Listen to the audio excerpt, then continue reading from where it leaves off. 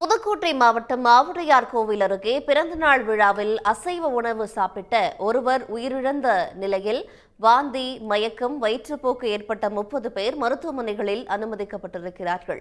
கூடுதல் விவரங்களோடு இணைக்கிறார் நமது செய்தியாளர் ஷேக் அப்துல்லா. என்ன உணவருந்தினார்கள்? பாதிக்கப்பட்டவர்களோட நிலை என்ன?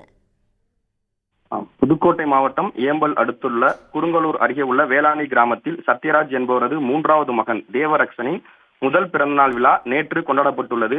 இந்நிலையில் நேற்று இந்த பிறந்தநாள் விழாவுக்காக மதிய விருந்து வழங்கப்பட்டுள்ளது. இந்த விருந்தில் மட்டன், சிக்கன் மற்றும் முட்டை ஆகிய உணவுகள் பரிமாறப்பட்ட நிலையில் இந்த விருந்தில் 50க்கும் மேற்பட்ட நபர்கள் பங்கேற்றுள்ளனர்.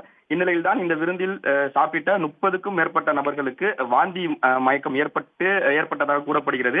இந்நிலையில் தான் நேற்று மாலை முதல் மருத்துவமனையில் ஏம்பல் அரசு மருத்துவமனை உள்ளிட்ட மருத்துவமனைகளில் அவங்க சிகிச்சைக்காக சேர்ந்துள்ளனர்.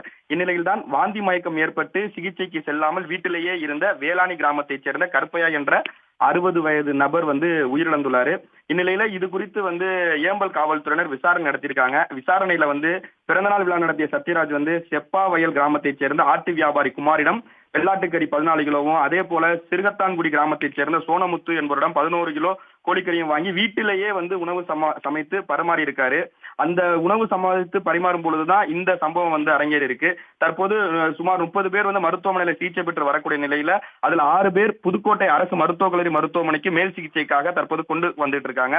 இதே போல சத்யராஜின் திருமணத்தின் போதும் தற்போது ஆட்டுக்கறி வாங்கிய செப்பாவயல் கிராமத்தைச் சேர்ந்த ஆட்டு வியாபாரி குமாரிடம் கறி வாங்கி சமைத்த நிலையில அப்போதே 5 நபர்களுக்கு வாந்தி, மயக்கம், வயிற்றுப்போக்கு இருந்ததாக சத்யராஜ் தரப்பு கூறப்படுற நிலையில தற்போது சிகிச்சை மேற்கொண்டு வருபவர்களுக்கு அரசு மருத்துவமனையில மருத்துவர்கள் உரிய முறையில சிகிச்சை அளித்திட்டு இருக்காங்க. மேலும் 6 பேர் மேல் சிகிச்சைக்காக புதுக்கோட்டை அரசு மருத்துவக் கல்லூரி மருத்துவமனைக்கு கொண்டு செல்லப்பட்டு வரக்கூடிய நிலையில இந்த சம்பவம் ஏம்பல் மற்றும் சுற்று வட்டார பகுதியில் பெரும் பரபரப்பை ஏற்படுத்தி இருக்கிறது.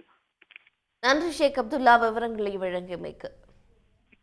உடனுக்குடன் செய்திகளை தெரிந்து கொள்ள சன் நியூஸ் பெல் ஐகானை கிளிக் பண்ணுங்க.